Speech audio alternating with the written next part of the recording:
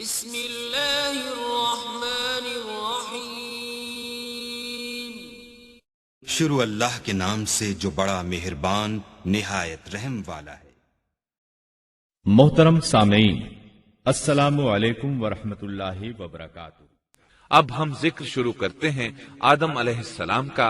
اللہ تعالیٰ فرماتے ہیں، اور میں نے جنوں اور انسانوں کو اپنی عبادت کے لیے پیدا کیا ہے۔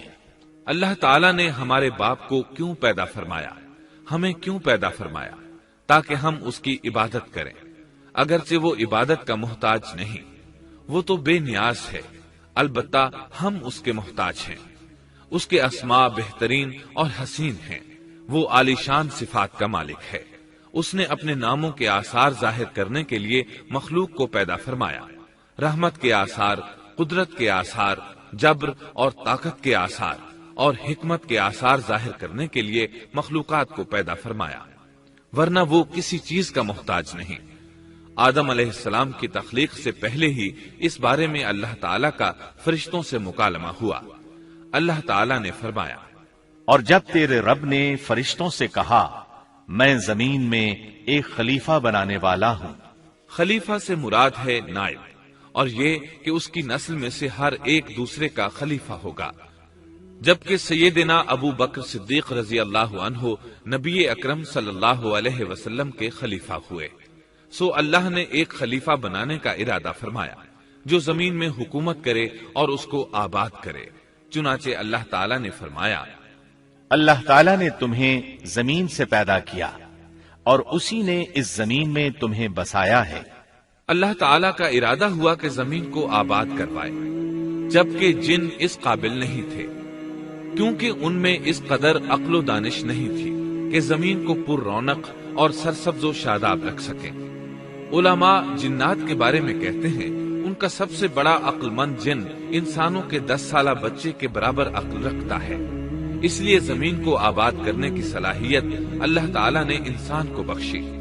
اللہ نے انسان کو بہترین ڈھانچے اور حسین ترین شکل و صورت سے نوازا، پھر اپنی روح اس میں پھونکی۔ فرشتوں نے اس سے سوال کیا، ایسی مخلوق کو کیوں پیدا کرتا ہے جو زمین میں فساد کرے اور خون بہائے؟ اور ہم تیری تسبیح، حمد اور پاکیزگی بیان کرتے ہیں۔ اس کے جواب میں اللہ نے فرمایا، جو میں جانتا ہوں تم نہیں جانتے۔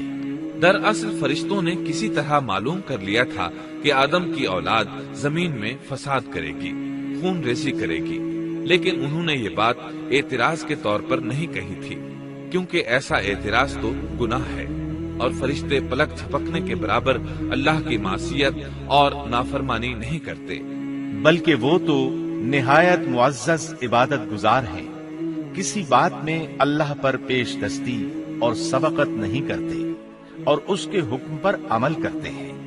اللہ کے حکم کی نافرمانی نہیں کرتے، بلکہ جو حکم دیا جائے بجا لاتے ہیں۔ اس لیے فرشتوں کا یہ پوچھنا وضاحت طلبی کے لیے تھا، وہ تو انسان کے پیدا کرنے کی وجہ پوچھ رہے تھے۔ وہ زمین میں جنات کے اعمال اور کرتوت کا مشاہدہ کر چکے تھے، یعنی اللہ تعالیٰ نے انہیں پیدا کر کے اختیار دیا تو وہ فتنہ و فساد اور فسق و فجور میں مبتلا ہو گئے، اور اب ایک اور مخلوق زمین میں بسائی جا رہی تھی، تو اس بات کا امکان تھا کہ یہ مخلوق بھی ان کے نقش قدم پر چلے۔ اس لیے فرشتوں نے تعجب اور حیرت کی بنا پر یہ سوال کیا تھا، اور پوچھنے کا مقصد یہ تھا کہ کیا یہ بھی جنوں کی طرح ہوں گے؟ اس طرح انہیں یہ خدشہ لاحق ہوا کہ شاید ان سے اللہ کی عبادت میں کوتاہی یا کمی واقع ہوئی ہے، جس کی وجہ سے اللہ کو نئی مخلوق پیدا کرنا پڑی۔ اس لیے ان کی بات میں یہ بھی تھا کہ ہم تیری حمد اور ثنا بیان کرتے ہیں۔ بہرحال ان کے سوال کے دو مقصد تھے، کیا یہ جنوں کی طرح فساد کرنے والی قوم ہے؟ کیا ہم سے تیری عبادت میں کوتاہی ہوئی ہے؟ اس پر اللہ تعالیٰ نے فرمایا، جو میں جانتا ہوں وہ تم نہیں جانتے۔ اس موقع پر فرشتوں کے ذہنوں میں ایک اور بات بھی آئی، وہ آپس میں کہنے لگے کہ اللہ تعالیٰ جو بھی مخلوق پیدا کرے گا وہ ہم سے زیادہ معزز اور عالم نہیں ہو سکتی۔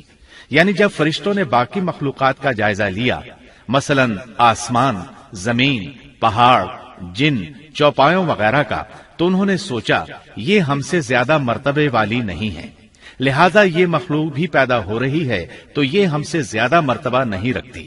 یہ ہمارا خاص مقام ہے کہ اللہ کی تسبیح میں مصروف ہیں، کفر سے محفوظ ہیں، ہر حکم بجا لاتے ہیں، اللہ کے تمام احکامات پورے کرتے ہیں، آسمان اور زمین میں اس کا حکم نافذ کرتے ہیں، اور اللہ کے نزدیک ہم سب سے زیادہ شرف والے ہیں.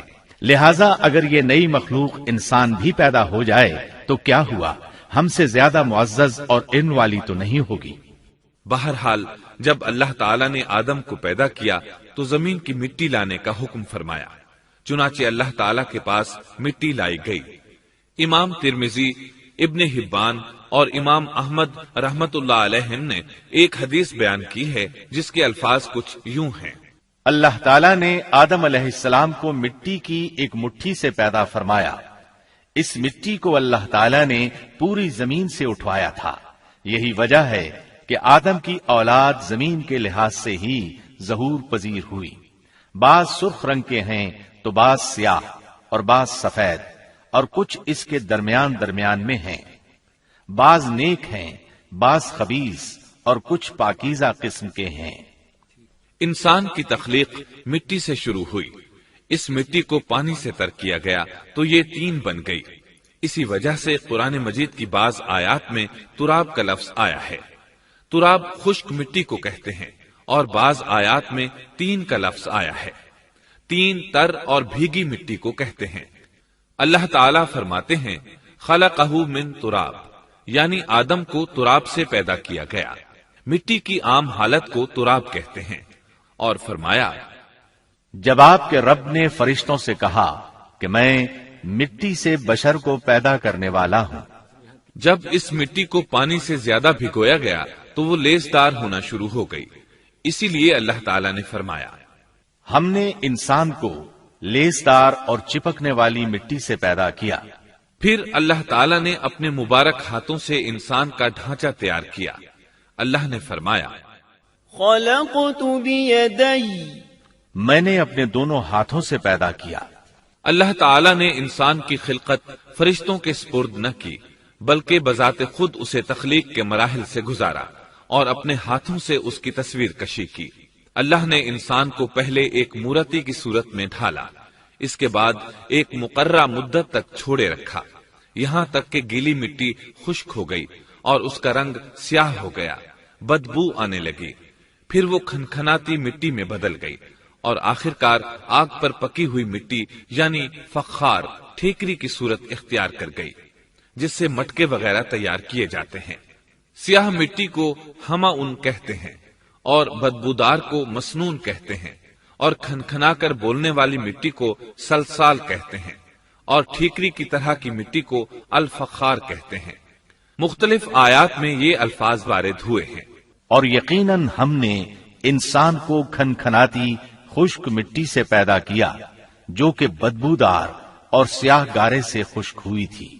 اور فرمایا اللہ نے انسان کو کھنکھناتی مٹی سے پیدا کیا جو کہ ٹھیکری کی طرح تھی. ان تمام آیات کریمہ میں کوئی تناقض، تعارض اور اختلاف نہیں، اس لیے کہ ان مختلف آیات میں انسان کو اس کی تخلیق کے مختلف مراحل کی یاد دہانی کرائی گئی ہے. خلاصہ کلام یہ ہوا کہ تخلیق کے عمل کا پہلا مرحلہ تراب تھا، یعنی عام حالت والی خشک مٹی، پھر تین یعنی بھگوئی ہوئی مٹی، پھر لیسدار مٹی یعنی سلسال، پھر ٹھیکری کی طرح کی مٹی یعنی فخار. اور یہ کام جمعے کی آخری گھڑی میں کیا گیا. اور یہ دن اللہ کے لحاظ سے شمار ہونے والے دنوں میں سے ہمارے دنوں کی طرح نہ تھا.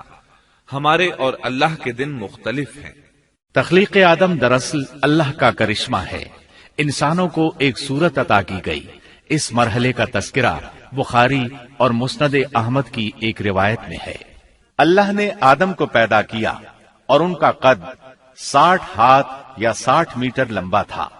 تمام جنتی لوگ اس قد آدم کے ساتھ جنت میں داخل ہوں گے، اور اس وقت سے لے کر آج تک مخلوق کا قد کم ہوتا چلا آ رہا ہے.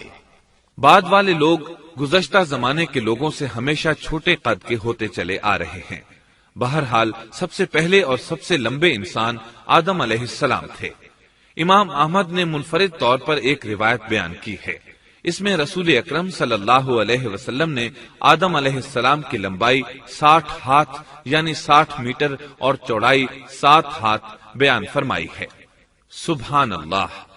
سیدنا آدم کس قدر ضخیم اور عظیم مخلوق تھے۔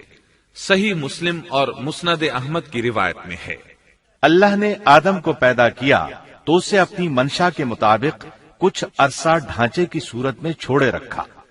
ابلیس اس کے ارد گرد چکر لگانے لگا۔ اس نے دیکھا کہ وہ پیٹ والا ہے۔ وہ سمجھ گیا کہ یہ مخلوق اپنے آپ پر کنٹرول نہیں کر سکے گی۔ اس حدیث سے معلوم ہوتا ہے کہ انسانوں کی طرح جنات کا پیٹ نہیں ہے، صرف انسان ایسا ہے جس کا اندر والا حصہ کھوکھلا ہے۔ بہرحال اللہ نے انسان کو اس شکل و صورت میں پیدا فرمایا۔ احادیث مبارکہ میں آدم علیہ السلام اور ابلیس ملعون کا قصہ تفصیل سے بھی موجود ہے اور مختصر بھی۔ مثلا تفسیر تبری میں سیدنا عبداللہ بن عباس رضی اللہ عنہما سے روایت ہے، اللہ تعالیٰ نے آدم علیہ السلام کی مٹی کا حکم دیا، مٹی لائی گئی۔ اللہ تعالیٰ نے آدم علیہ السلام کو لیسدار اور بدبودار سیاہ مٹی سے پیدا فرمایا، اور یہ کام اللہ نے اپنے مبارک ہاتھوں سے کیا۔ آدم 40 راتیں مجسمے کی صورت میں پڑے رہے۔ جسم موجود تھا لیکن روح نہیں تھی۔ ابلیس آتا، اس ڈھانچے کو ٹھوکر لگاتا تو جسم سے ایسی آواز نکلتی جیسے خالی مٹکے پر ہاتھ مارنے سے نکلتی ہے۔ اسی لیے اللہ نے بھی فرمایا ہے کہ وہ کھنکھناتی مٹی سے پیدا کیے گئے۔ آدم علیہ السلام میں روح ڈالنے سے پہلے ایک مرتبہ فرشتوں کا ان کے پاس سے گزر ہوا تو وہ کچھ گھبرا سے گئے۔ ابلیس کو تو بہت زیادہ گھبراہٹ کا سامنا کرنا پڑا۔ وہ گزرتے ہوئے ٹھوکر مارتا اور کہتا، تجھے کسی خاص مقصد کے لیے پیدا کیا گیا ہے۔ یہ کہہ کر وہ آدم کے منہ میں داخل ہو جاتا اور کمر کے راستے باہر آ جاتا اور فرشتوں سے مخاطب ہو کر کہتا، اس سے گھبرانے کی کوئی ضرورت نہیں۔ اگر مجھے اس پر مسلط کر دیا گیا تو میں یقیناً اسے ہلاکت میں ڈال دوں گا، اور اگر اسے مجھ پر مسلط کر دیا گیا تو بلا شبہ میں اس کی نافرمانی کروں گا۔ اندازہ کیجئے وہ تعجب کر رہا ہے کہ انہیں کیوں پیدا کیا گیا ہے۔ اس کی آدم علیہ السلام سے دشمنی کس قدر پرانی ہے، گویا ابتدا ہی سے یہ عداوت پر ڈٹ گیا تھا۔ بہرحال اللہ نے آدم میں روح پھونکی۔ اس مضمون کو قرآن مجید میں جا بجا ذکر کیا گیا ہے۔ اللہ تعالیٰ فرماتے ہیں، جب میں اس کو ٹھیک ٹھاک کر لوں اور اس میں اپنی روح پھونک دوں تو تم سب اس کے سامنے سجدے میں گر پڑنا۔ ایک اور جگہ فرمایا، اللہ تعالیٰ کے نزدیک عیسیٰ علیہ السلام کی مثال ہو بہو آدم علیہ السلام کی مثال ہے۔ اللہ نے انہیں مٹی سے بنا کر کہا، ہو جا، وہ ہو گئے۔ اللہ نے آدم علیہ السلام کو مٹی سے پیدا کیا، اپنے ہاتھوں سے بنایا، پھر اس میں روح پھونکی۔ اس کا مفصل بیان احادیث میں موجود ہے۔ جب ان میں روح پھونکی گئی اور ابتدا میں روح جیسے ہی سر کے اندر داخل ہوئی، آدم علیہ السلام کو چھینک آ گئی۔ فرشتوں نے آدم علیہ السلام سے کہا، الحمدللہ کہیے۔ انہوں نے کہہ دیا۔ اللہ کی اس تعریف کے جواب میں اللہ تعالیٰ نے فرمایا، رحمک ربک، یعنی تجھ پر تیرا رب رحم فرمائے۔ سبحان اللہ! اللہ ذوالجلال والاکرام نے آدم علیہ السلام میں روح مکمل ہونے سے پہلے ہی انہیں اپنی رحمت سے سرفراز فرما دیا۔ بہرحال جب روح ان کی آنکھوں میں داخل ہوئی اور انہوں نے جنت کے پھلوں کو دیکھا تو ان میں غور و فکر کرنے لگے۔ جب روح پیٹ میں داخل ہوئی تو کھانے کی طلب محسوس ہوئی۔ ابھی روح ٹانگوں تک پہنچی نہیں اور کھانے کی خواہش پہلے ہی محسوس ہونے لگی۔ اس جلد بازی اور عجلت کی وجہ سے اللہ تعالیٰ نے فرمایا، انسان جلد باز مخلوق ہے۔ جب آدم علیہ السلام کو پیدا کر دیا گیا تو اللہ تعالیٰ نے ان کی پشت پر ہاتھ پھیرا۔ ہاتھ پھیرتے ہی ان کی پشت سے قیامت تک پیدا ہونے والے انسان باہر نکل آئے۔ آدم کی تمام اولاد ان کے سامنے ظاہر ہو گئی، اور یہ بات نہایت وضاحت اور صراحت کے ساتھ قرآن مجید اور احادیث مبارکہ میں موجود ہے۔ مسلم بن یسار رحمت اللہ علیہ بیان کرتے ہیں کہ سیدنا عمر بن خطاب رضی اللہ عنہ سے کسی نے اس آیت کریمہ کے بارے میں پوچھا، اور جب آپ کے رب نے اولاد آدم کی پشت سے ان کی اولاد کو نکالا اور ان سے انہی کے بارے میں اقرار لیا کہ کیا میں تمہارا رب نہیں؟ سب نے جواب دیا ہاں کیوں نہیں، ہم سب گواہ بنتے ہیں، تاکہ تم لوگ قیامت کے روز یوں نہ کہو ہم تو اس سے محض بے خبر تھے، یا یوں کہو کہ پہلے پہلے شرک تو ہمارے بڑوں نے کیا اور ہم ان کے بعد ان کی نسل میں ہوئے، لہذا کیا تو ان غلط راہ والوں کے فعل پر ہمیں ہلاکت میں ڈالے گا؟ سیدنا عمر رضی اللہ عنہ نے اس شخص کے سوال کے جواب میں فرمایا، میں نے سنا ہے کہ رسول اللہ صلی اللہ علیہ وسلم فرما رہے تھے، اللہ نے آدم علیہ السلام کو پیدا کیا، پھر اپنے دائیں ہاتھ کو اس کی پشت پر پھیرا اور اس سے نسل انسانی کو باہر نکالا اور ان کی طرف اشارہ کر کے فرمایا میں نے انہیں جنت کے لیے پیدا کیا ہے اور یہ جنت والوں کے اعمال کریں گے۔ پھر اپنے ہاتھ کو دوبارہ آدم علیہ السلام کی پشت پر پھیرا اور اس سے نسل انسانی کو باہر نکالا اور ان کی طرف اشارہ کر کے فرمایا میں نے انہیں آگ کے لیے پیدا کیا ہے اور یہ آگ والوں کے اعمال کریں گے۔ اس پر ایک شخص نے نبی اکرم صلی اللہ علیہ وسلم سے سوال کیا، اے اللہ کے رسول صلی اللہ علیہ وسلم، تو پھر ہمارے اعمال کس حساب میں شمار ہوں گے؟ آپ نے جواب میں فرمایا، اللہ تعالیٰ جب کسی بندے کو جنت کے لیے پیدا کرتا ہے تو اس سے جنت والوں کے کام کرواتا ہے، حتیٰ کہ جنت والے اعمال میں سے ہی کسی عمل پر اس کا موت سے سامنا ہوتا ہے، اس وجہ سے اللہ اسے جنت میں داخل کرتا ہے، اور جب اللہ کسی بندے کو آگ کے لیے پیدا کرتا ہے تو اسے آگ والے اعمال پر لگا دیتا ہے، یہاں تک کہ وہ آگ والے اعمال میں سے کسی عمل پر مرتا ہے، اس کی وجہ سے اللہ اسے آگ میں داخل کر دیتا ہے۔ ہر شخص کے لیے اس کام میں آسانی پیدا کر دی جاتی ہے جس کے لیے وہ پیدا کیا گیا ہے۔ لیکن یہ بات ذہن میں ہر وقت موجود رہنی چاہیے کہ اللہ نے انسان کو اختیار دے رکھا ہے کہ وہ اپنی عقل اور فکر کی روشنی میں اللہ کے احکامات پر عمل پیرا ہو کر خود کو جنتی بنا لے، یا عقل کا درست استعمال نہ کرتے ہوئے شیطان کا پٹا گلے میں ڈال لے اور جہنم میں جگہ بنا لے۔ یہ تو اللہ نے انسان کو اختیار دے رکھا ہے، اس کی مرضی کہ جنت والے اعمال کرے یا جہنم والے۔ ہر انسان میں دونوں طرف جانے کی طاقت اور صلاحیت موجود ہے، اللہ نے انسان کو مجبور نہیں بنایا، البتہ ہر انسان کو جو بھی رویہ اختیار کرنا تھا اللہ کو اس کا علم تھا، اور اس کا علم برحق ہے، قطعی ہے، اس میں کوئی غلطی نہیں ہو سکتی، اس لیے اس نے اپنے علم کے مطابق تقدیر لکھ دی۔ اب ہم جو کچھ کرتے ہیں تقدیر سے مجبور ہو کر نہیں کرتے بلکہ اپنے اختیار سے کرتے ہیں، اور چونکہ تقدیر بھی اللہ کے حکم سے لکھی گئی اس لیے اس میں بھی کوئی خطا واقع نہیں ہوتی، لہذا تقدیر کا یہ مطلب نہیں کہ انسان تقدیر کی بنا پر ہدایت ماننے یا نہ ماننے پر مجبور ہے، ایسی بات قطعاً نہیں۔ اور درست بات یہ ہے کہ تقدیر کا مسئلہ بہت زیادہ پیچیدہ ہے اور مشکل ترین مسائل میں سے ہے، یہاں اس کی تفصیل کا موقع نہیں۔ جب اللہ نے آدم علیہ السلام کو پیدا کر لیا اور اس میں اپنی روح پھونک دی تو فرشتوں کو حکم دیا کہ آدم کو سجدہ کریں۔ ابلیس ایک بہت نیک اور بزرگ جن تھا، اس نے کبھی اللہ کی نافرمانی نہیں کی تھی، اسی بنا پر وہ بلند مرتبہ پا کر فرشتوں میں شامل ہو چکا تھا، لیکن فرشتوں کی جنس سے قطن نہیں تھا۔ اللہ نے اسے اطاعت اور فرما برداری کا صلہ دیا تھا، اس کی عزت اور اکرام کرتے ہوئے آسمان میں بسایا تھا، لمحہ بھر کے لیے بھی اس نے اللہ کی نافرمانی نہیں کی تھی، اور پھر اللہ نے آدم کو سجدہ کرنے کا حکم دیا، اور اس حکم کے مخاطب فرشتے اور ابلیس تھے۔ صرف فرشتوں کے لیے یہ حکم نہیں تھا بلکہ ابلیس بھی اس حکم میں شامل تھا، کیونکہ اللہ تعالیٰ فرماتے ہیں اور یقیناً ہم نے تمہیں پیدا کیا، پھر ہم ہی نے تمہاری صورت بنائی، پھر ہم نے فرشتوں سے کہا کہ آدم کو سجدہ کرو، تو سوائے ابلیس کے سبھی نے سجدہ کیا، وہ سجدہ کرنے والوں میں شامل نہ ہوا۔ اللہ تعالیٰ نے فرمایا تجھے کس چیز نے سجدے سے روک دیا جبکہ میرا حکم تیرے لیے بھی تھا؟ تو اس سے ثابت ہوا اس حکم میں فرشتوں کے ساتھ ابلیس بھی شامل تھا، کیونکہ قرآن میں اذ امرتک کے الفاظ ہیں، اس کا مطلب ہے کہ میں نے تجھے حکم دیا تھا، اور پھر ابلیس نے جواب میں یہ نہیں کہا کہ تو نے تو مجھے حکم ہی نہیں دیا تھا، بلکہ اس نے سجدہ نہ کرنے کی وجہ یہ بتائی۔ اس نے کہا میں سجدہ کیوں کروں، میں اس سے بہتر ہوں، اس لیے کہ تو نے مجھے آگ سے پیدا کیا اور اسے مٹی سے۔ تو پھر کہا اللہ نے حکم دیا تو اس سے نیچے اتر جا۔ غرض جب ابلیس نے نافرمانی کی، سرکشی اور تکبر کا مظاہرہ کیا تو اس وقت اللہ تعالیٰ اور اس کے درمیان مکالمہ ہوا۔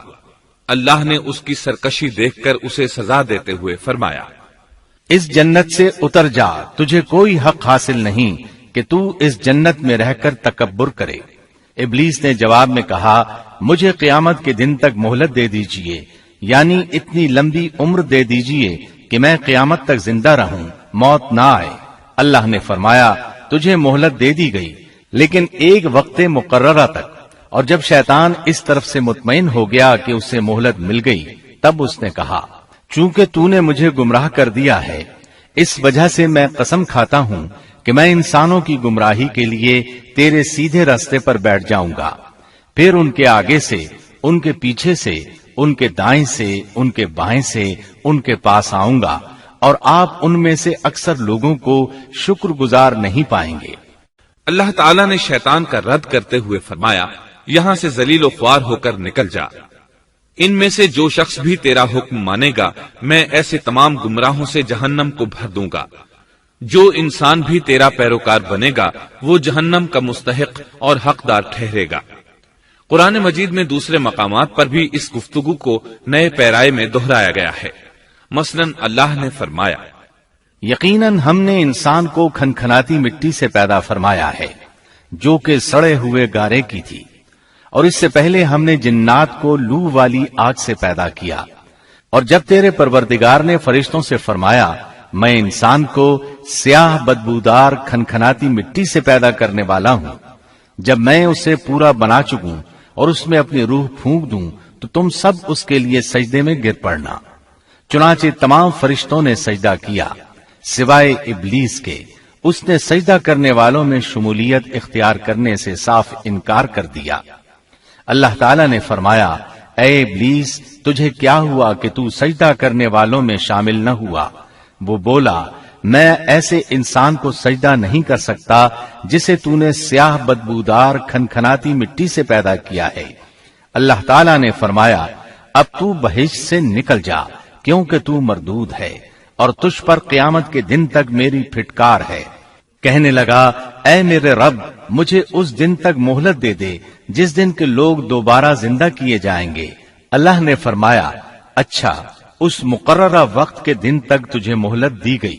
کہنے لگا اے میرے رب چونکہ تو نے مجھے گمراہ کیا ہے مجھے بھی قسم ہے کہ میں انسانوں کے لیے زمین میں گناہوں کو خوشنما بناؤں گا اور ان سب کو بہکا دوں گا سوائے ان کے جو تیرے منتخب اور مخلص بندے ہوں گے، وہ میرے بہکاوے میں نہیں آئیں گے۔ اللہ نے فرمایا ہاں یہی مجھ تک پہنچنے کی سیدھی راہ ہے کہ مخلص بن جاؤ، میرے بندوں پر تجھے کوئی غلبہ نہیں ہوگا۔ البتہ جو گمراہ لوگ تیری پیروی کریں گے یقیناً ان کے وعدے کی جگہ جہنم ہے۔ ایک اور مقام پر اللہ تعالیٰ فرماتے ہیں جب ہم نے فرشتوں کو حکم دیا کہ آدم کو سجدہ کرو تو ابلیس کے سوا سب نے سجدہ کیا۔ اس نے کہا کیا میں اسے سجدہ کروں جسے تو نے مٹی سے پیدا کیا ہے؟ اچھا دیکھ لے اسے تو نے مجھ پر فضیلت دی ہے، اگر مجھے بھی تو نے قیامت تک ڈھیل دی تو میں سوائے چند لوگوں کے اس کی اولاد کو گمراہ کروں گا۔ اس پر اللہ نے فرمایا جا ان میں سے جو بھی تیرا فرمانبردار ہو جائے گا تو تم سب کی سزا جہنم ہے جو پورا پورا بدلہ ہے۔ ان میں سے تو جسے بھی اپنی آواز کے ساتھ بہکا سکتا ہے بہکا لے، اور ان پر اپنے سوار اور پیادے چڑھا لا، یعنی اپنے گھڑ سوار لشکر اور پیدل لشکر کو چڑھا کر لے آ، اور اپنا ہر داؤ ہر ترکیب اور ہر اسلحہ استعمال کر لے، اور ان کے مالوں اور اولاد میں بھی شرکت کر لے، اور تو انہیں دل بہلانے والے وعدے دے لے، یعنی ان کے برے اعمال بنا سنوار کر انہیں دکھا اور غلط خواہشات دلا، جنت دوزخ اور دوبارہ زندہ نہ ہونے کے وعدے دے، اور ان سے شیطان کے جتنے بھی وعدے ہوتے ہیں سب کے سب سراسر فریب ہیں۔ یقیناً میرے سچے بندوں پر تیرا کوئی قابو اور غلبہ نہیں ہوگا، تیرا رب کارسازی کرنے والا کافی ہے۔ اسی طرح بہت سی آیات میں پہلی معصیت الہی کا ذکر کیا گیا ہے۔ سب سے پہلا نافرمان ابلیس ملعون تھا۔ وہ خبیث اللہ کے سامنے تکبر اور انات سے بھرپور جواب دیتا رہا۔ اسی وجہ سے اللہ نے اسے کافر کا لقب دیا۔ کافر اسے کہتے ہیں جو نعمت کا انکار کرے۔ اللہ نے اس پر اتنا فضل و کرم اور انعام و احسان کیا کہ بلند ترین مرتبے تک پہنچا دیا، لیکن اس نے اللہ کی اس نعمت کی قدر نہ کی، پرواہ نہ کی اور کفر کا راستہ اختیار کیا۔ اللہ تعالیٰ فرماتے ہیں، جبکہ آپ کے رب نے فرشتوں سے فرمایا کہ میں مٹی سے ایک انسان کو پیدا کرنے والا ہوں، سو جب میں اسے ٹھیک ٹھاک کر لوں اور اس میں اپنی روح پھونک دوں تو تم سب اس کے سامنے سجدے میں گر پڑنا۔ چنانچہ تمام فرشتوں نے سجدہ کیا مگر ابلیس نے نہ کیا اور اس نے تکبر کیا، وہ کافروں میں سے تھا۔ سب سے پہلا گناہ تکبر تھا۔ اسی لیے علماء کرام فرماتے ہیں تمام گناہوں کی جڑ تکبر اور غرور ہے۔ نبی اکرم صلی اللہ علیہ وسلم نے اپنی امت کو تکبر نہ کرنے کا سختی سے حکم فرمایا، اس کی برائی، وبال اور ہلاکت سے آگاہ فرمایا۔ آپ نے فرمایا، اللہ اس شخص کی طرف رحمت سے دیکھے گا بھی نہیں جس نے تکبر کی بنا پر کپڑا ٹخنوں سے نیچے لٹکایا۔ اس کے علاوہ نبی صلی اللہ علیہ وسلم نے تو مطلقاً فرما دیا، وہ شخص جنت میں داخل ہونے کے قابل نہیں جس کے دل میں ذرہ برابر بھی تکبر ہے۔ جو شخص اپنے کپڑے، اپنے مکان اور اپنے قبیلے پر فخر کرتا ہے اس سے اللہ کی رحمت اٹھ جاتی ہے۔ اسی لیے نبی صلی اللہ علیہ وسلم نے جب اپنے صحابہ کرام کو دیکھا کہ مہاجر صحابی انصار صحابہ کے خلاف اور انصاری صحابی مہاجرین صحابہ کے خلاف آواز لگا رہے ہیں تو آپ نے فرمایا، اس جاہلیت والی پکار کو چھوڑو، یہ بہت بدبودار ہے۔ برادری کی بنیاد پر لڑنا، باہم فخر کرنا برے نتائج کا ذریعہ ہے۔ گناہوں کی بنیاد بھی تکبر ہے۔ اس لیے ہر مومن کو چاہیے کہ اپنے نوکر، خادم، ملازم یا کسی بھی مسکین پر کبھی بھی فخر و غرور کا اظہار نہ کرے، کیونکہ یہی اللہ کی سب سے پہلی نافرمانی وجود میں آئی تھی۔ تکبر کا یہ ذکر ضمناً آ گیا۔ ہم پھر اپنے موضوع کی طرف لوٹتے ہیں۔ اللہ نے آدم علیہ السلام کو پیدا کیا اور انہیں عالم بنا کر ہی تخلیق کیا، یعنی جب وہ پیدا ہوئے تو جاہل نہیں تھے۔ اللہ نے آدم علیہ السلام کو فرشتوں سے بھی بڑا عالم بنا کر پیدا فرمایا۔ بے شمار احادیث میں آدم علیہ السلام کی ابتدا اور ان کے علم کا ذکر موجود ہے۔ جب اللہ نے آدم میں مکمل روح ڈال دی اور وہ اپنے پاؤں پر کھڑے ہو گئے تو اللہ نے انہیں حکم دیا، جاؤ فرشتوں کی جماعت کو السلام علیکم کہو۔ آدم اور فرشتوں کی زبان عربی تھی، یہی زبان اہل جنت کی ہے۔ آدم گئے، جا کر سلام کہا، انہوں نے جواب میں کہا وعلیکم السلام ورحمت اللہ، یعنی تجھ پر اللہ کی سلامتی اور رحمت ہو۔ اللہ نے فرمایا، یہ تیرا اور تیری اولاد کا آپس میں ایک دوسرے کو تحفہ اور ہدیہ ہے۔ اللہ نے آدم علیہ السلام کو ابتدا ہی میں تمام نام سکھا دیے۔ مفسرین نے ان ناموں کے بارے میں بہت بحثیں ذکر کی ہیں۔ مضبوط موقف سیدنا عبداللہ بن عباس رضی اللہ عنہما کا ہے کہ اللہ نے آدم علیہ السلام کو ہر چیز کا نام سکھا دیا تھا۔ مثلا یہ پہاڑ ہے، یہ سمندر ہے، یہ پرندہ ہے، یہ درخت ہے وغیرہ۔ وہ آسمان اور زمین کی ہر چیز کا نام جانتے تھے۔ یہ علم کیسا تھا، انسان نے کس طرح ہر چیز کا نام پہچان لیا۔ یقیناً اللہ انسان میں یہ طاقت پیدا کر سکتا ہے کہ وہ ہر علم کا احاطہ کر سکے۔ اللہ نے آدم علیہ السلام کو ہر چیز کا نام اور اس کی صنعت اور کام بھی معلوم کرا دیا۔ آگ، لوہے، لکڑی، غرض ہر چیز کا نام اور استعمال ذہن میں ڈال دیا۔ وہ کس قدر عظیم علم سے بہرور ہوئے، سبحان اللہ۔ بہرحال اللہ نے آدم علیہ السلام کو صرف شکل و صورت اور تخلیق ہی میں بلند مرتبہ عطا نہیں کیا تھا، بلکہ عقل و علم کے لحاظ سے بھی بلند درجے اور مقام پر فائز کیا تھا، جیسا کہ اللہ تعالیٰ فرماتے ہیں، اللہ نے آدم علیہ السلام کو ہر چیز کا نام سکھا دیا، پھر ان چیزوں کو فرشتوں پر پیش کیا اور فرمایا، مجھے ان چیزوں کے نام بتاؤ اگر تم سچے ہو۔ مطلب یہ کہ تم اپنے دعوے میں کہاں تک سچے ہو؟ جب آدم کی تخلیق ہوئی تو تم نے کہا تھا اللہ جو چاہے پیدا کر لے، قسم ہے وہ ہم سے زیادہ معزز اور عالم نہیں ہوگا۔ اس دعوے میں اگر تم سچے ہو تو ذرا ان اشیاء کے نام تو بتاؤ۔ اللہ تعالیٰ نے آدم علیہ السلام کا زیادہ معزز ہونا، مکرم ہونا اور علم و معرفت والا ہونا واضح کرنے کے لیے فرشتوں کو حکم دیا کہ آدم علیہ السلام کو سجدہ کریں۔ یہ سجدہ تعظیمی تھا، عبادت والا سجدہ نہیں تھا۔ سجدہ تعظیمی پہلے وقتوں میں جائز تھا، لیکن اب حرام ہے۔ اسی لیے تو یعقوب علیہ السلام، ان کی بیوی اور 11 بیٹوں نے یوسف علیہ السلام کو سجدہ کیا تھا۔ بہرحال فرشتوں نے آدم علیہ السلام کو سجدہ کیا۔ اس سے معلوم ہو جاتا ہے کہ کون زیادہ عزت اور عظمت والا ہے۔ یقیناً آدم علیہ السلام زیادہ شرف اور منزلت کے حقدار ٹھہرے۔ جب اللہ تعالیٰ نے ان کی عزت، تکریم اور تعظیم ثابت فرما دی، تب علم و معرفت میں ان کی برتری ثابت کرنے کے لیے فرمایا، اگر تم اپنے قول میں سچے ہو تو ان چیزوں کے نام بتاؤ۔ تب فرشتوں نے کہا، فرشتے کہنے لگے، اے اللہ تو پاک ہے، ہمیں تو صرف اتنا ہی علم ہے جتنا تو نے ہمیں سکھا رکھا ہے، مکمل حکمت و علم والا تو ہی ہے۔ اللہ تعالیٰ نے آدم علیہ السلام سے فرمایا، اے آدم تم ان فرشتوں کو ان چیزوں کے نام بتاؤ۔ آدم ہر چیز کا نام بتانے لگے، کسی جگہ بھی انہوں نے غلطی نہیں کی۔ جب انہوں نے فرشتوں کو تمام چیزوں کے نام بتا دیے تو اللہ تعالیٰ نے فرشتوں کو مخاطب کر کے کہا، کیا میں نے تمہیں پہلے ہی نہیں کہہ دیا تھا کہ زمین اور آسمان کا غیب میں ہی جانتا ہوں، اور میرے علم میں ہے جو تم ظاہر کر رہے ہو اور جو چھپا رہے ہو۔ یہاں ذہن میں سوال ابھرتا ہے کہ فرشتے کیا چھپا رہے تھے؟ وہ راز والی بات یہی تھی کہ اللہ ہم سے زیادہ معزز اور عالم مخلوق پیدا نہیں کرے گا۔ واضح رہے، ہم آپ کو صرف واقعات ہی نہیں سنا رہے، صرف سیرت اور تاریخ ہی بیان نہیں کر رہے، بلکہ قرآن بھی پڑھ پڑھ کر سنا رہے ہیں۔ اور قرآن کو اس وقت تک سمجھنا محال ہے جب تک کہ ان واقعات کی تفصیل موجود نہ ہو۔ خیر، اس کے بعد اللہ تعالیٰ نے اما حوا کو پیدا فرمایا۔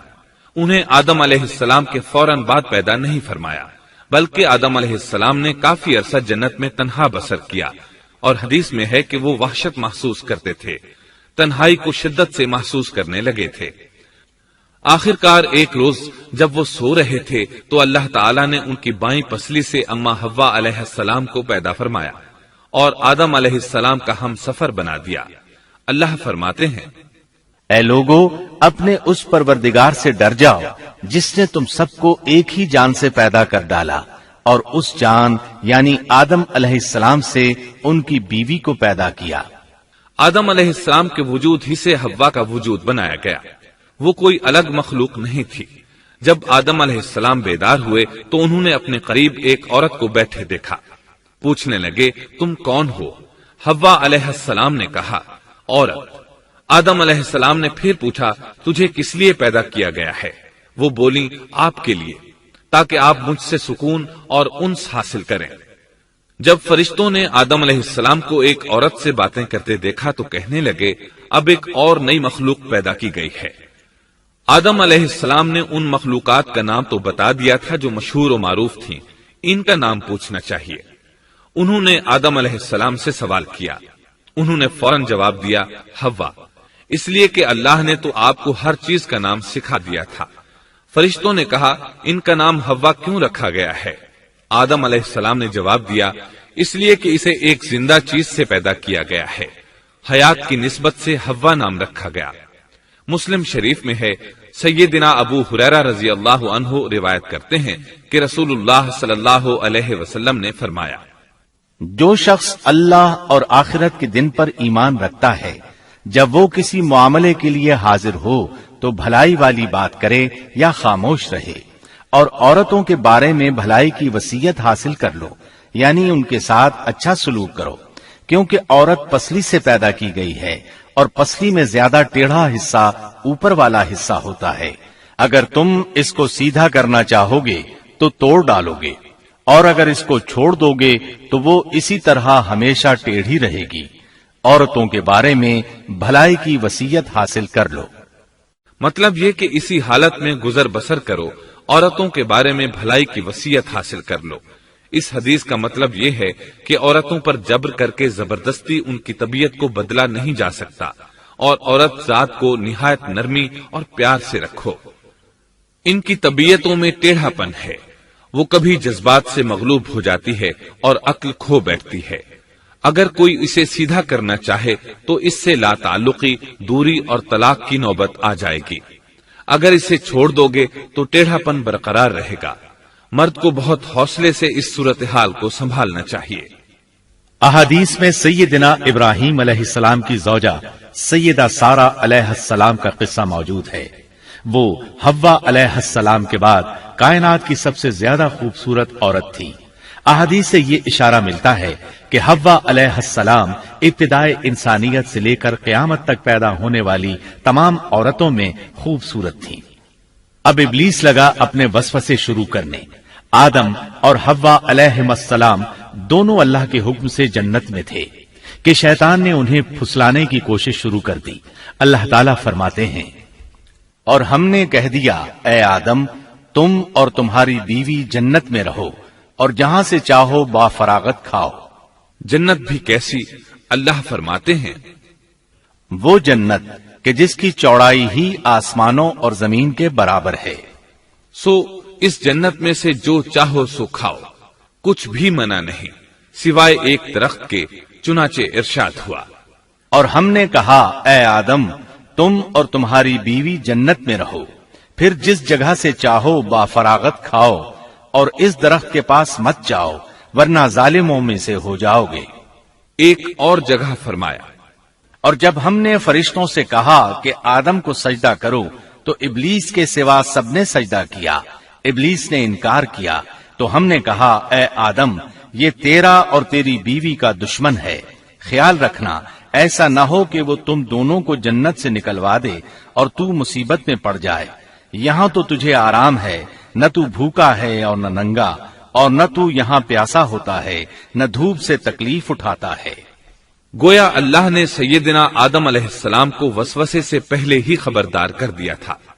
ان آیات سے یہ بھی پتا چلا کہ انسان سے ابلیس کی عداوت اور دشمنی ابتدا ہی سے چلی آ رہی ہے، اور یہ بھی ثابت ہوا کہ جو لوگ کہتے ہیں کہ انسان ابتدا میں ننگا تھا ان کا قول صحیح نہیں، اس لیے کہ اللہ تعالیٰ نے جنت میں بھی آدم علیہ السلام پر لباس رکھا اور زمین میں بھی لباس نازل کر دیا، جیسا کہ اللہ تعالیٰ فرماتے ہیں، اے آدم کی اولاد ہم نے تم پر لباس کو نازل کیا جو تمہاری شرمگاہوں کو چھپاتا ہے اور زینت کا سبب بھی ہے، اور تقوی کا لباس اس سے بھی بہتر ہے۔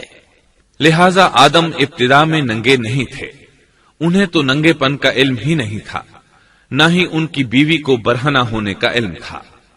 اللہ نے آدم علیہ السلام کو کامل نعمتوں سے نوازا، بھوک نہ پیاس، یہاں تک کہ پیاس کے اسباب سے بھی محفوظ، نہ گرمی اور نہ دھوپ، پھر بے انتہا حسن و جمال، مشقت نہ تکلیف، بدبختی نہ بدقسمتی۔ آدم اور حوا علیہ السلام کے دلوں میں وسوسہ ڈالنے کے بارے میں بھی قرآن نے روشنی ڈالی ہے۔ پھر شیطان نے ان دونوں کے دلوں میں وسوسہ ڈالا۔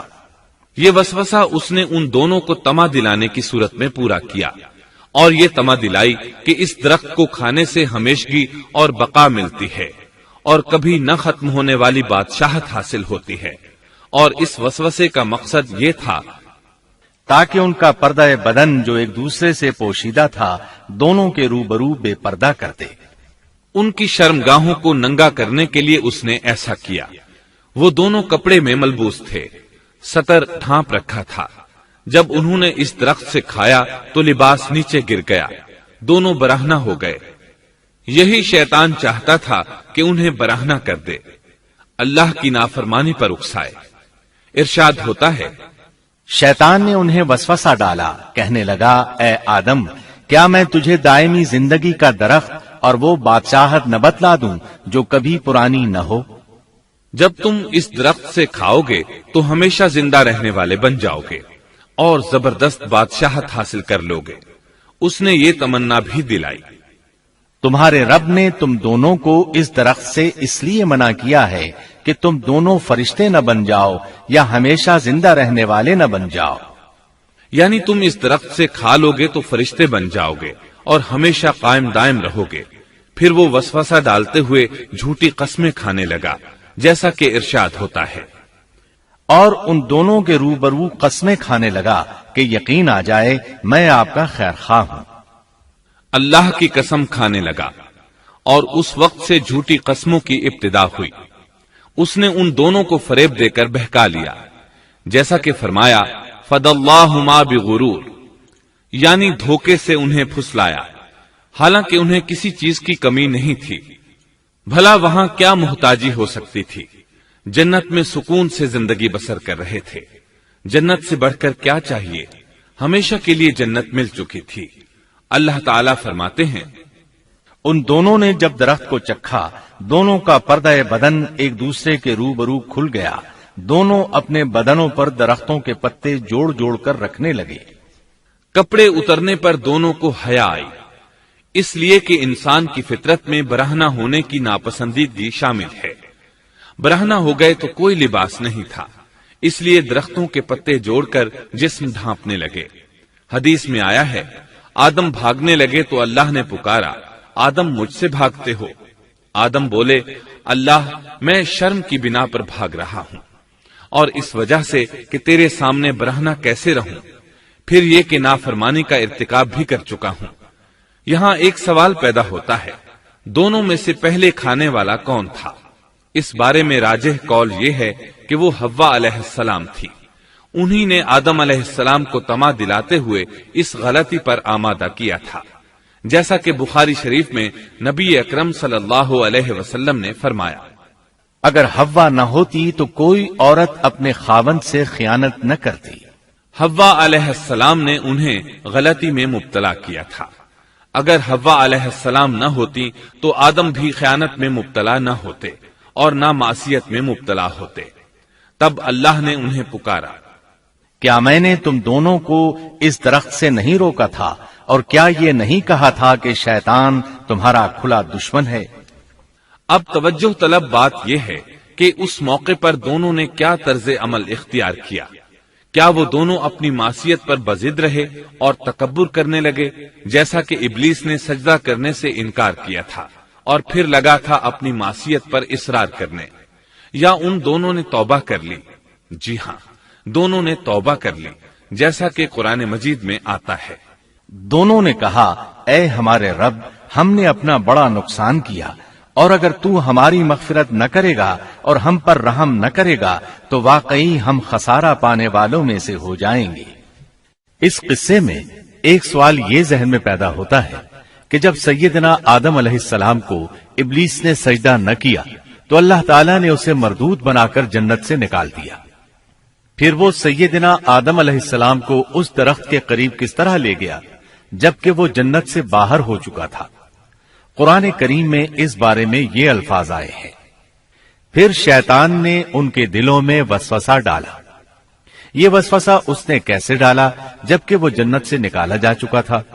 مفسرین نے اس کے جواب میں لکھا ہے کہ اس نے جنت سے باہر رہ کر یہ وسوسہ ڈالا تھا۔ جیسے آج کل تار اور بغیر تار کے آواز کو دور دراز علاقوں تک پہنچایا جا سکتا ہے، ایسے ہی شیطان نے اپنی طاقت سے یہ وسوسہ ان کے دلوں تک پہنچایا۔ لگے ہاتھوں ابلیس کی حقیقت بھی سن لیں۔ ابلیس کے لفظی معنی انتہائی مایوس کے ہیں۔ یہ راندہ درگاہ ہونے کے بعد ہمیشہ ہمیشہ کے لیے اللہ کی رحمت سے مایوس ہو گیا تھا، اس لیے اسے یہ لقب ملا، ورنہ روایات کی روح سے اس کا اصل نام عزازیل تھا۔ پہلے یہ جنات میں سے تھا، اپنے رب تعالی کی اطاعت سے نکل کر ابلیس ہوا۔ اس کا علم ناقص تھا، مزاج ناپاک تھا، وہ غرور اور تکبر میں مبتلا ہو گیا تھا۔ یہاں یہ بات بھی ذہن نشین کر لیں کہ انبیاء خطا اور گناہ سے پاک ہوتے ہیں، ان پر اللہ تعالی کی مستقل حفاظت اور نگرانی قائم رہتی ہے۔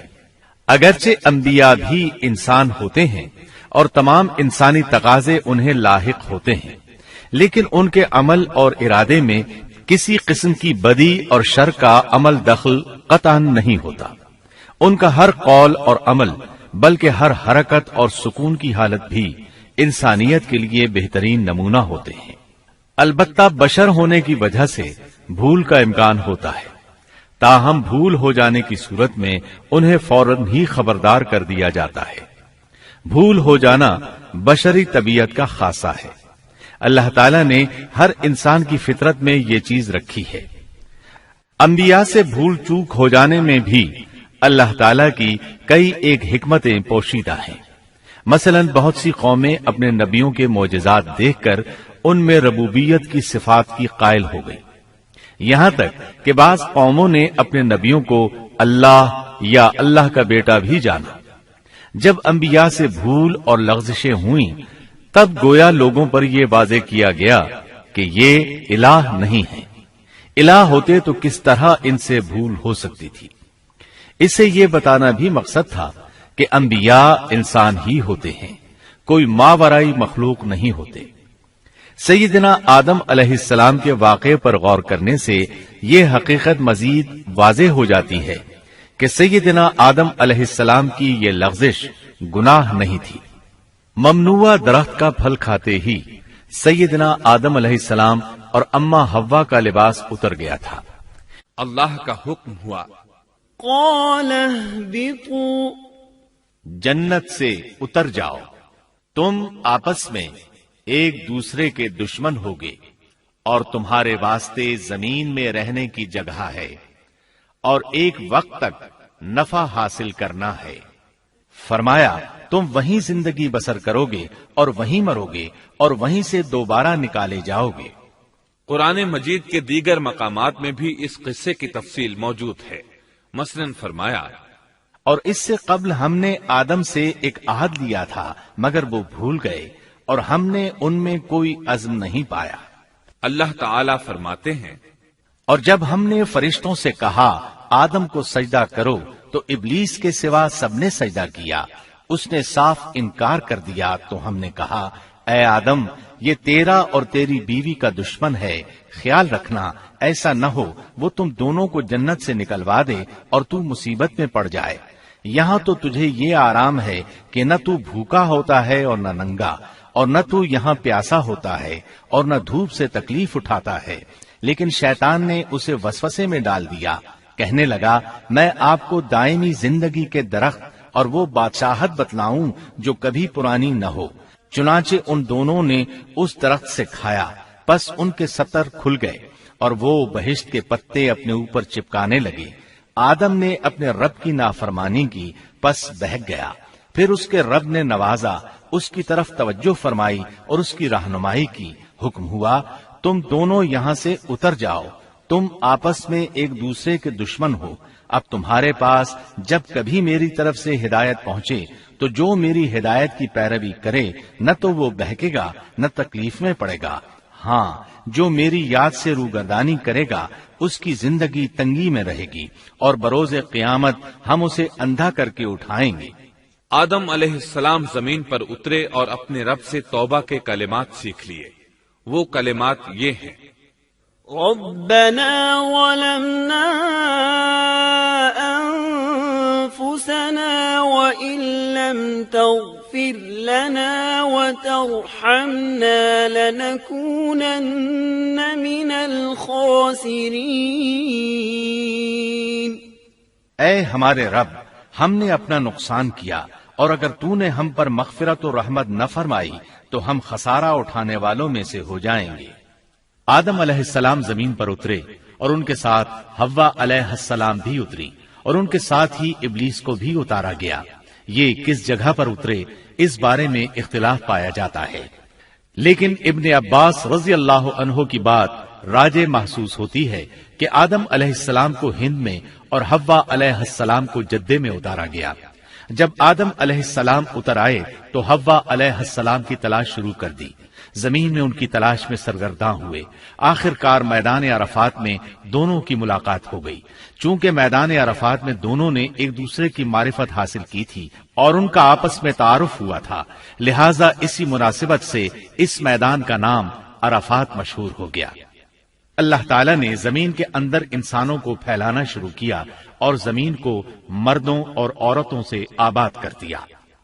امام طبری رحمت اللہ علیہ بیان کرتے ہیں کہ حوا علیہ السلام نے آدم علیہ السلام کے لیے 20 ولادتوں میں 40 بچوں کو جنم دیا. ہر بار 2 بچوں کو جنم دیتی تھی. ایک لڑکا ہوتا، ایک لڑکی. سب سے پہلا جوڑا قابیل اور اس کی بہن قمیم کا تھا. پھر انسانوں کی افزائش شروع ہوئی، آبادی میں اضافہ ہونے لگا. اللہ نے آدم علیہ السلام ہی کو ان کا نبی متعین کر دیا. وہ انہیں دین سکھاتے رہے. اس وقت تمام لوگ موحد تھے، خالص توحید کو اپنانے والے تھے. یعنی کان الناس امۃ واحدہ، تمام لوگ ایک ہی امت کے تھے. ان میں شرک کا شائبہ بھی نہ تھا. ابن جریر اور ابن کثیر رحمہم اللہ نے ابو موسیٰ اشعری رضی اللہ عنہ کی روایت بیان کی ہے. اللہ نے جب آدم علیہ السلام کو جنت سے زمین پر اتارا تو انہیں ہر چیز کی کاریگری اور صنعت کا علم تھا. جب وہ اترے تو عالم بھی تھے، لباس میں ملبوس بھی تھے، کام کاج کے تمام طریقوں سے باخبر بھی تھے، لوہے، آگ، لکڑی اور کپڑے کے استعمال سے بھی بخوبی واقف تھے. ہمارے برعکس وہ ان کاموں کو اپنی ابتدا ہی سے جان چکے تھے، کیونکہ ہم سب لوگوں کا حال یہ ہے کہ جب تک سکھایا نہ جائے ہمیں کچھ نہیں آتا. آج کے دور میں بعض افریقی قبائل کے افراد وحشیانہ اور غیر مہذب زندگی گزارتے ہیں. علماء کا کہنا ہے کہ یہ لوگ زمین پر رہنے والوں میں سے گمراہ ترین انسان ہیں. انہوں نے بہترین زندگی ضائع کر دی اور گھٹیا زندگی کو پسند کیا. تہذیب و تمدن کا آغاز چونکہ ابتدائے آفرینش سے ہے، اس لیے ہر انسان کی فطرت میں تہذیب کی سوجھ بوجھ موجود ہے. بہرحال آدم علیہ السلام کے بعد انسانی مخلوق کی تعداد روز بروز بڑھتی چلی گئی اور انسانی کمزوریوں کی بنا پر گناہ شروع ہو گئے. زمین پر سب سے پہلے ہونے والی معصیت قابیل کے ہاتھوں اپنے بھائی حابیل کے قتل کی صورت میں سامنے آئی. اللہ تعالیٰ نے قرآن مجید میں قابیل اور اس کے بھائی حابیل کا قصہ بیان کیا ہے. قابیل قرخت اور درشت طبیعت کا مالک تھا، جبکہ اس کا بھائی حابیل رحم دل اور نرم طبیعت تھا. قابیل کھیتی باڑی کرتا تھا اور حابیل مویشی چراتا تھا. حابیل کے نرم دل ہونے کی ایک وجہ اس کا بکریاں چرانا تھا، کیونکہ ایک چرواہا اپنی بکری کو بھوکا دیکھ کر اسے چارہ کھلائے بغیر نہیں رہتا، نہیں وہ کسی بکری کو پیاسا دیکھ کر اسے بھول جاتا ہے. اپنے جانور پر اس کی طاقت سے زیادہ بوجھ بھی نہیں لادتا. بنی نوع انسان کی تعداد میں اضافے کے لیے اس وقت ایسا قانون تھا جو اب حرام ہے، اور وہ ہے بہن کے ساتھ نکاح. چونکہ اس وقت کے سب لوگ آدم علیہ السلام کی حقیقی اولاد تھے اور آپس میں بہن بھائی تھے، اس لیے اس وقت کی شریعت کی روح سے قابیل اپنے ساتھ جڑواں پیدا ہونے والی بہن کے سوا کسی دوسری بہن سے شادی کر سکتا تھا، اور اسی طرح حابیل اپنے ساتھ جڑواں پیدا ہونے والی بہن کے علاوہ کسی دوسری بہن سے شادی کر سکتا تھا. اس کی صورت یہ تھی کہ قابیل کی شادی حابیل کی بہن سے ہو اور حابیل کی شادی قابیل کی بہن سے ہو.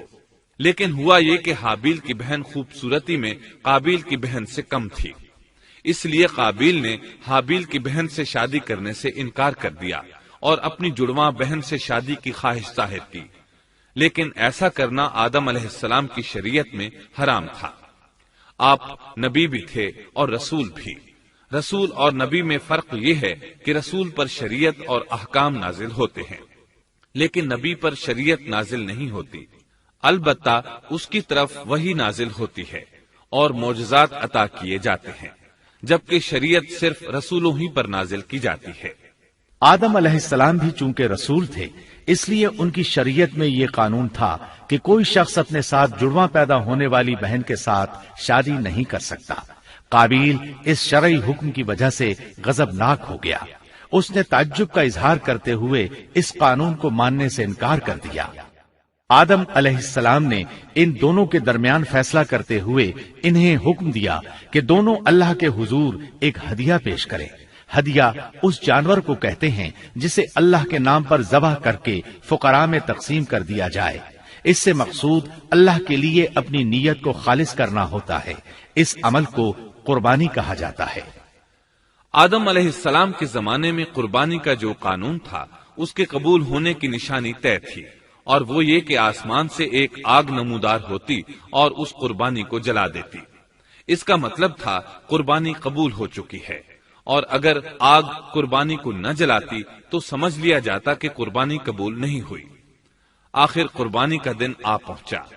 حابیل نے اپنے مویشیوں میں سے ایک بہترین جانور لیا اور قربان گاہ میں لا کر اللہ کے حضور پیش کر دیا۔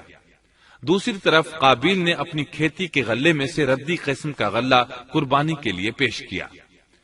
دوسرے دن دونوں قربان گاہ پہنچے تو انہوں نے دیکھا کہ حابیل کی قربانی قبول ہو چکی ہے، جبکہ قابیل کی قربانی کو آگ نے چھوا تک نہیں تھا۔ یہ دیکھ کر قابیل حابیل پر غضبناک ہوا۔ شیطان نے بھی اسے وسوسے میں مبتلا کیا کہ اپنے بھائی کو قتل کر دے۔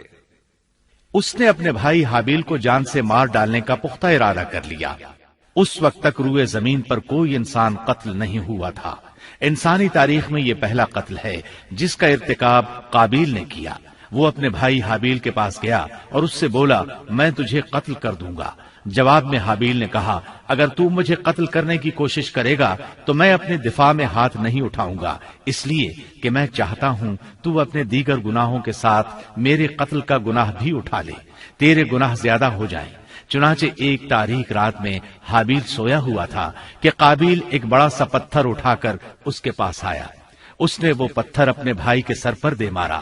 اس طرح اس نے حابیل کو قتل کر دیا، روئے زمین پر قتل کی ابتدا کر دی، زمین کو پہلے خون سے رنگ دیا۔ تاریخ انسانی میں یہ سب سے پہلا جرم تھا جو قابیل کے ہاتھوں ہوا۔ قتل تو وہ کر بیٹھا، اب حیران اور پریشان ہوا کہ اس کی لاش کا کیا کرے۔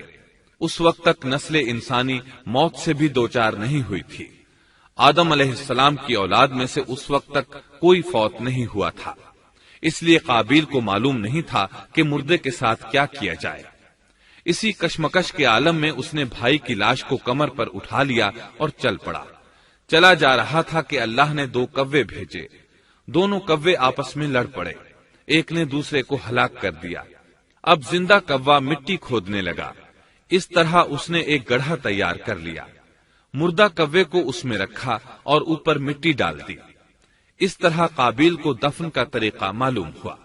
اس نے بھی گڑھا کھودا اور حابیل کی لاش کو اس میں دبا دیا۔ وہ اپنے کیے پر نادم ضرور تھا، لیکن اس نے اللہ سے معافی نہ مانگی، جبکہ انسان کے لیے ضروری ہے کہ اس سے کوئی گناہ ہو جائے تو اللہ سے معافی مانگے۔ قابیل اور حابیل کے درمیان جو مکالمہ ہوا، اللہ تعالیٰ نے اس کا ذکر سورہ مائدہ آیت 27 تا 29 میں کیا ہے۔ اللہ فرماتے ہیں، آدم علیہ السلام کے دونوں بیٹوں کا کھرا کھرا حال بھی انہیں سنا دو۔ ان دونوں نے ایک نذرانہ پیش کیا، ان میں سے ایک کی نذر تو قبول ہو گئی اور دوسرے کی قبول نہ ہوئی تو وہ کہنے لگا، میں تجھے مار ہی ڈالوں گا۔ اس نے کہا، اللہ تقوی والوں ہی کا عمل قبول کرتا ہے، گو تو میرے قتل کے لیے دسترازی کرے، لیکن میں تیرے قتل کے لیے ہرگز اپنا ہاتھ نہیں بڑھاؤں گا۔ میں تو اللہ تعالی پروردگار عالم سے خوف کھاتا ہوں، میں تو چاہتا ہوں کہ تو میرا گناہ اور اپنا گناہ اپنے سر پر رکھ لے اور دوزخیوں میں شامل ہو جائے۔ ظالموں کا یہی بدلہ ہے۔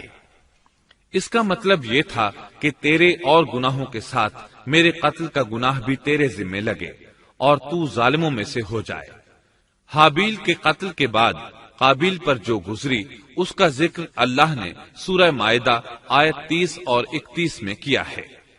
پس اسے اس کے نفس نے اپنے بھائی کے قتل پر آمادہ کر دیا اور اس نے اسے قتل کر ڈالا، اس سے وہ نقصان والوں میں سے ہو گیا۔ پھر اللہ تعالیٰ نے ایک کوے کو بھیجا جو زمین کھود رہا تھا تاکہ اسے دکھائے کہ وہ کس طرح اپنے بھائی کی ناش کو چھپا سکتا ہے۔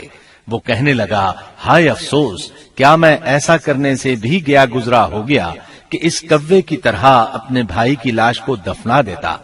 پھر تو بڑا ہی پشیمان اور شرمندہ ہوا۔ امام احمد، ترمذی اور ابو داود نے سیدنا سعد بن ابی وقاص رضی اللہ عنہ سے روایت کی ہے کہ انہوں نے سیدنا عثمان رضی اللہ عنہ کی شہادت کے فتنے کے وقت فرمایا، میں گواہی دیتا ہوں کہ رسول اکرم صلی اللہ علیہ وسلم نے فرمایا تھا، ایک بہت بڑا فتنہ رونما ہوگا، اس میں بیٹھنے والا کھڑے ہونے والے سے بہتر ہوگا اور کھڑا ہونے والا چلنے والے سے بہتر ہوگا اور چلنے والا دوڑنے والے سے بہتر ہوگا۔ کسی نے کہا، اگر کوئی میرے گھر میں داخل ہو کر میری طرف ہاتھ بڑھائے تاکہ وہ مجھے قتل کر دے تو آپ صلی اللہ علیہ وسلم نے فرمایا تو آدم علیہ السلام کے بیٹے کی طرح قتل ہو جا، یعنی اس فتنے میں قتل ہو جانا، حابیل کی سنت پر عمل کرتے ہوئے خود ہاتھ نہ اٹھانا، قاتل کہلانے کی بجائے مقتول ہونے کو پسند کرنا۔ اسی طرح مسند احمد کی ایک روایت میں ہے، رسول اللہ صلی اللہ علیہ وسلم نے فرمایا، دنیا میں جب بھی کوئی ظلم سے قتل ہوتا ہے تو اس کا گناہ آدم علیہ السلام کے پہلے بیٹے قابیل کی گردن پر ضرور ہوتا ہے، اس لیے کہ وہ پہلا شخص ہے جس نے ظالمانہ قتل کی ابتدا کی اور یہ ناپاک طریقہ جاری کیا۔ اس حدیث سے اس جرم کی نوعیت کا بخوبی اندازہ ہوتا ہے کہ اللہ تعالیٰ نے اس کو صرف ایک قتل قرار نہیں دیا بلکہ اس کو ایک گھناؤنی حرکت قرار دیا۔ قیامت تک آنے والے لوگ جو اس گناہ کے مرتکب ہوں گے ان کا کچھ گناہ قابیل کے حساب میں ڈالا جائے گا۔ حابیل کو قتل کرنے کے بعد قابیل نے اپنی بیوی کو ساتھ لیا اور دور دراز نرم زمین کے پاس جا کر رہائش پذیر ہو گیا اور آدم علیہ السلام کے سامنے تک نہ ہوا۔ آدم علیہ السلام پہاڑوں کے قریب ایک بستی میں رہ رہے تھے، یہ ان سے بہت دور جا بسا تھا۔ اس طرح قابیل کا آدم علیہ السلام سے رابطہ بالکل ختم ہو گیا اور اس سے ایک نئی نسل کی ابتدا ہوئی۔ فحاشی اور اریانی کو ان کے ہاں عروج حاصل تھا۔ عبادت یہ لوگ اگرچہ اللہ ہی کی کرتے تھے لیکن آدم علیہ السلام کی شریعت کے خلاف بے حیائی کے دل دادا تھے۔ تقوی کی قلت، احکام الہی کی نافرمانی اور فحاشی کا فروغ ان کے شب و روز کا معمول تھا۔ اس کے بعد لوگ دو گروہوں میں تقسیم ہو گئے، شریر اور برے لوگ قابیل کے ساتھ مل گئے اور آدم علیہ السلام کے دیگر بیٹے اور نیک لوگ آدم علیہ السلام کے ساتھ مل گئے۔ آدم علیہ السلام 960 سال زندہ رہے۔ ان کی کل عمر تو 1000 سال تھی لیکن 40 سال کم کر دی گئی۔ سیدنا ابو ہریرہ رضی اللہ عنہ بیان کرتے ہیں کہ رسول اللہ صلی اللہ علیہ وسلم نے فرمایا، جب اللہ نے آدم علیہ السلام کو پیدا فرمایا تو ان کی پیٹھ پر ہاتھ پھیرا، اس طرح قیامت تک جتنے انسان پیدا ہونے والے تھے ان کی روحیں وجود میں آ گئیں۔ پھر ہر انسان کی آنکھوں کے درمیان ایک نور رکھ کر آدم علیہ السلام کے سامنے پیش کیا۔ انہوں نے پوچھا، یا اللہ یہ کون ہے؟ اللہ نے فرمایا، یہ تیری اولاد ہے۔ ان میں سے ایک کی پیشانی کی چمک آدم علیہ السلام کو بہت اچھی لگی۔ انہوں نے پوچھا، یا اللہ یہ کون ہے؟ جواب ملا، یہ تیری اولاد میں سے بہت دور جا کر ہیں، ان کا نام داؤد ہے۔ پوچھا، ان کی عمر کتنی ہے؟ فرمایا 60 سال۔ آدم علیہ السلام کہنے لگے، یا اللہ 40 سال میری عمر میں سے ان کی عمر میں شامل کر دے۔ اس سلسلے میں دوسری روایت یوں آئی ہے، جب آدم علیہ السلام کی روح قبض کرنے کے لیے فرشتہ آیا تو وہ کہنے لگے، میری عمر میں تو ابھی 40 سال باقی ہیں۔ اس وقت ان کی عمر 960 سال تھی۔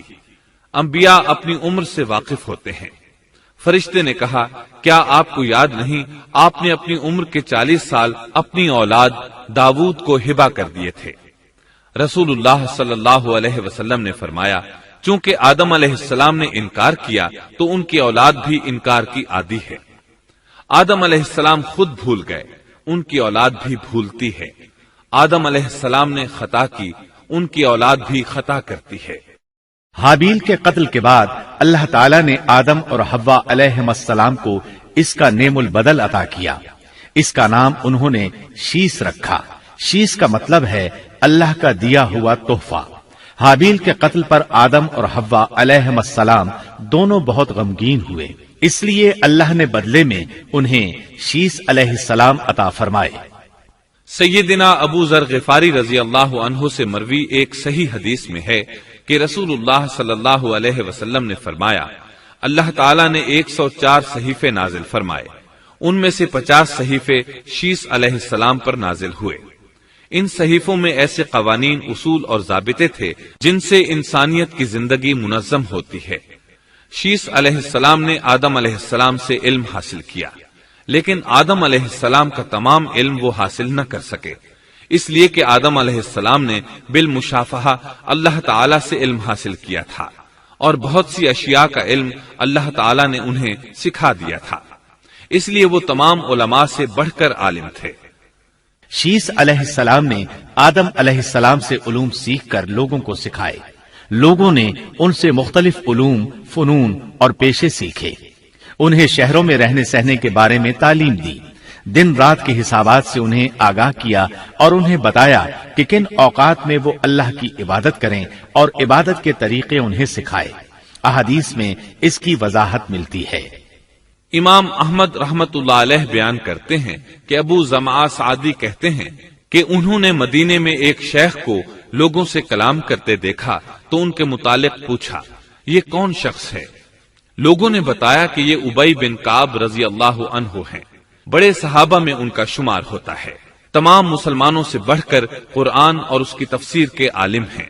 ابو زمعہ فرماتے ہیں کہ ابی بن کعب رضی اللہ عنہ اس وقت یہ واقعہ بیان کر رہے تھے کہ جب آدم علیہ السلام کی وفات کا وقت قریب آیا تو انہوں نے اپنے بیٹوں سے فرمایا، میرا جنت کے پھل کھانے کو جی چاہتا ہے. جنت کے پھل دنیاوی پھلوں جیسے ہی ہوتے ہیں. سیب، انار، انگور یہ سب جنت میں موجود تھے. جنت کے اور دنیا کے پھلوں میں فرق یہ ہے کہ دنیاوی پھل بدبودار ہو جاتے ہیں جبکہ جنتی پھل کبھی بدبودار نہیں ہوتے. اسی طرح دنیاوی پھلوں کا ذائقہ عارضی ہوتا ہے جبکہ جنتی پھلوں کا ذائقہ ہمیشہ برقرار رہتا ہے. اس لیے آدم علیہ السلام نے چاہا کہ وہ جنت کے پھل کھائیں. چنانچہ ان کے بیٹے تلاش میں نکل گئے. انہوں نے اپنے ساتھ کلہاڑے، کدالیں اور ٹوکریاں لے لی. راستے میں انہیں فرشتے ملے. ان کے پاس آدم علیہ السلام کا کفن اور خوشبو وغیرہ تھی. انہوں نے پوچھا، آدم کے بیٹو کس چیز کی تلاش میں ہو؟ کہاں جا رہے ہو؟ انہوں نے جواب میں کہا، ہمارے والد مریض ہیں، انہیں جنت کے پھلوں کی خواہش ہے. فرشتے ان کے سامنے انسانی شکل میں آئے تھے. ان کی بات سن کر بولے، واپس جاؤ، تمہارے والد فوت ہونے کے قریب ہیں. اب ان میں اتنی طاقت نہیں رہی کہ پھل کھا سکیں. جب فرشتے آدم علیہ السلام کی روح قبض کرنے کے لیے آئے تو حوا علیہ السلام نے انہیں پہچان لیا. وہ بلند آواز سے آدم علیہ السلام کو پکارنے لگی. ان کے ساتھ چمڑ گئیں. آدم علیہ السلام بولے، مجھ سے الگ ہو جاؤ، پہلے بھی مجھے تمہاری وجہ سے مصیبت پہنچی تھی. میرے اور میرے رب کے فرشتوں کے درمیان سے ہٹ جاؤ. پھر فرشتوں نے آدم علیہ السلام کی روح قبض کی. انہیں غسل دیا، کفن پہنایا، خوشبو لگائی، آپ کی قبر کھودی. پھر انہوں نے آدم علیہ السلام کی نماز جنازہ ادا کی. اس کے بعد انہیں قبر میں اتارا، پھر اوپر مٹی ڈال دی اور بولے، آدم کے بیٹو، تمہارے لیے یہی طریقہ ہے. اس وقت تک لوگ کفن دفن کے احکامات سے واقف نہیں تھے. انہیں علم نہ تھا کہ قابیل نے اپنے بھائی کو کیسے دفن کیا تھا. اس لیے فرشتوں کو بھیجا گیا تاکہ تدفین کا طریقہ بتا دیں. تو اس طرح انسان کو دفن کرنے کا طریقہ معلوم ہوا جو فرشتے لے کر آئے تھے. آدم علیہ السلام نے اپنی 960 سال کی مکمل زندگی میں سوائے اس درخت کا پھل کھانے کے اور کوئی خطا نہیں کی. آپ کی وفات کے 1 سال بعد حوا علیہ السلام بھی وفات پا گئیں. یہ تھا ہمارے باپ سیدنا آدم علیہ السلام کا اسوہ اور سیرت طیبہ کا حال.